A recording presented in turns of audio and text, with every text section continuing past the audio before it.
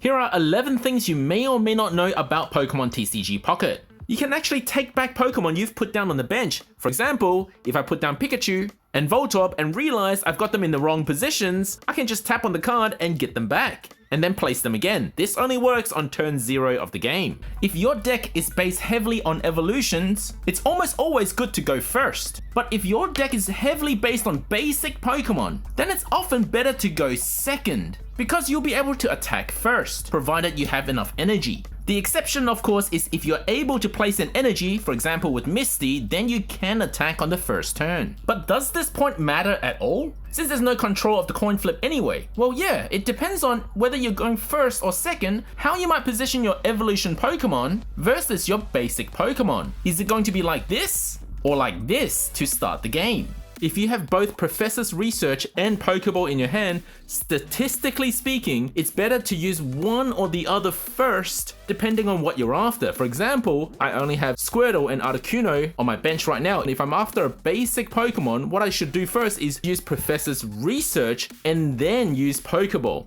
not the other way around. But if I was after something else, if I'm after something that's not a basic Pokemon, then I should use Pokeball first and then Professor's Research. If you don't understand that statistic, let me know in the comment section below. X-speeds are stackable, meaning if your Pokemon requires 2 energy to retreat, you can actually just use 2 X-speeds and stack them in order to retreat your Pokemon for free, like this.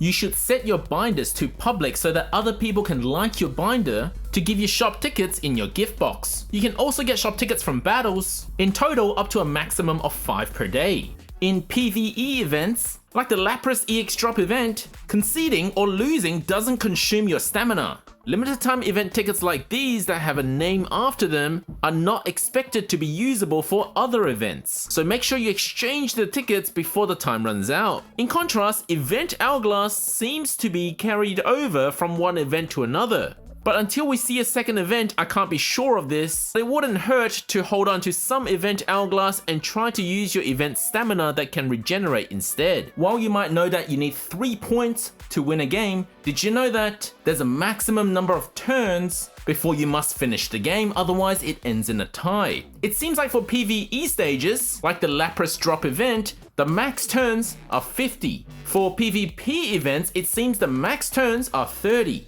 And for PvP events, of course, there's all these other limitations as well, so that your opponent isn't waiting for you to play your next move forever. You can find these information in the RainNX PTCG website under Show Rules. Besides ending in a draw, you can actually defeat yourself by running Koga and pulling the last remaining card off your bench like this. When you open a pack, the moment you press open, the cards are already determined. This carousel doesn't matter. All of these cards would have been put into your account anyway, even if you don't complete the animation. There are 7 secret theme collections missions in Genetic Apex, one of which will give you Immersive 3-star Mew, which I covered in a separate video.